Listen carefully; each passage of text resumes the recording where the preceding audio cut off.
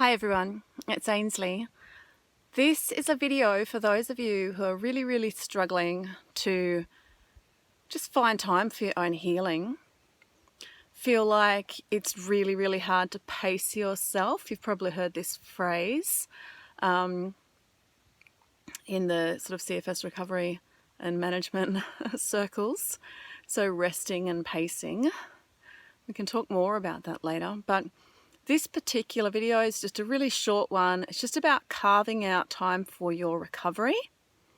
So there was a period of time in my recovery when I felt like I was exhausted all the time, like so exhausted, so far beyond exhaustion. Like my reserve tank was just like,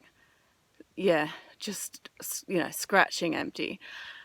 But I was my own worst enemy because I'd get into bed and then I was so irritable and frustrated because I was so exhausted that I'd get up again too soon, and then I'd get back down again because I couldn't cope. Then I'd be up and down, and I felt like I spent most of my day in bed.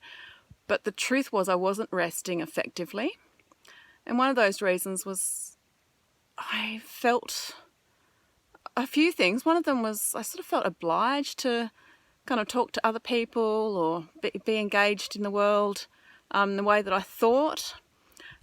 So one quick thing that I can contribute, I guess, now, because I was just literally going through my camp, minimizing again. I've been on this minimalism trail for quite a while now, and it's amazing what you can do without.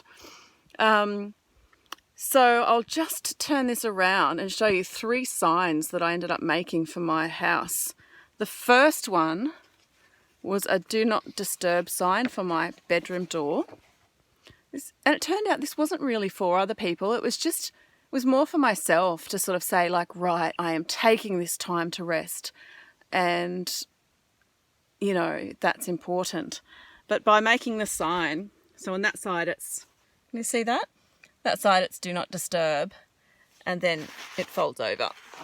And on this side it's welcome.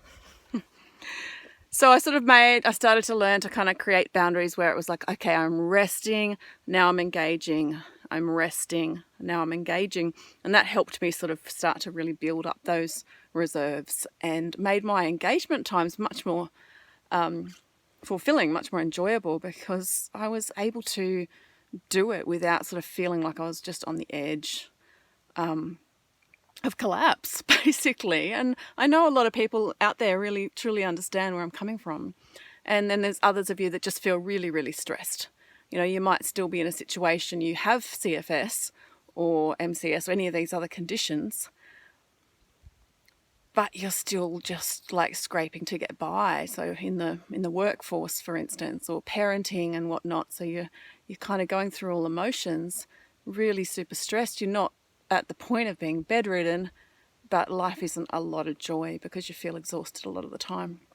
So about creating boundaries, and sometimes just doing something physical can kind of give yourself permission and also send a nice clear signal to the people around you, because they often don't know, are you feeling well enough to engage, or do you need to rest? Because we're not so sure ourselves. So when we get sure within ourselves, those external factors and people in our lives start to treat us accordingly. So I had a sign here. I literally just found these going through a box. So it just says no visitors between 1 and 3:30 p.m, please, and a siesta fiesta. So I started to really, at one point, when I didn't need to rest as often, as frequently, but I got to the point where I was a siesta from 1 till 3:30 every afternoon would really help me to have sort of like a morning shift of life and an afternoon shift, and just like a good chunk of rest. And I'd just block everything out, and really have a concentrated rest. And for me, earlier on, once I started to get a handle on this, resting was really like laying very still, blacking out my eyes and the room. And I literally felt like I had to put myself in a straitjacket. That was kind of what it was like, just lay very still and really try to just give over to it, because my adrenal, hypothalamic, pituitary adrenal axis was so off kilter. my adrenaline was just surging all the time. So I felt like going, but I was completely exhausted. So it was really hard to even learn to rest again. So this is one of the ways that I did it, just by carving out those times, making really clear boundaries and giving myself that gift. Because I think a part of me was waiting for permission from the outside world to do it. Like I wanted them to accept it before I had fully accepted it. I wanted them to give me the permission before I'd given myself permission, which is kind of senseless. But I think now, looking back, I realise that's what was going on. And the other one here just says, well, you can probably read it better than me there. Please show respect for the occupants of this home by keeping it a chemical, fragrance and scent-free home. And then just for more information, ask Ainslie for a pamphlet or visit. And there's a multiple chemical sensitivities site there. And another thing that this did for me was just to kind of honour myself. You know, this was real for me. This is what's going on in my life. Honour it and ask the people around me to honour it as well. Do you know? And if they didn't, well, then I had to make a choice about what I was going to do about that. So yeah, there you go, resting and pacing, but more about boundaries, you know, recognising your needs and just creating clear boundaries around that. Letting people around you know what your needs are and then, you know, see if they respect them or not and go from there. Okay, so it really helped me. I hope this message helps you in some way.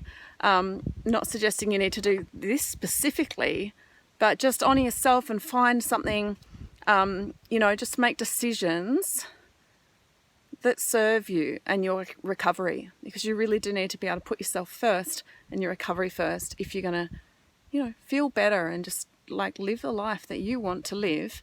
And also for the people around you. I know a lot of us love the people around us and want to be there in different capacities. So, you know, it's for the greater good at the end of the day. Okay, bless. Best wishes. Bye.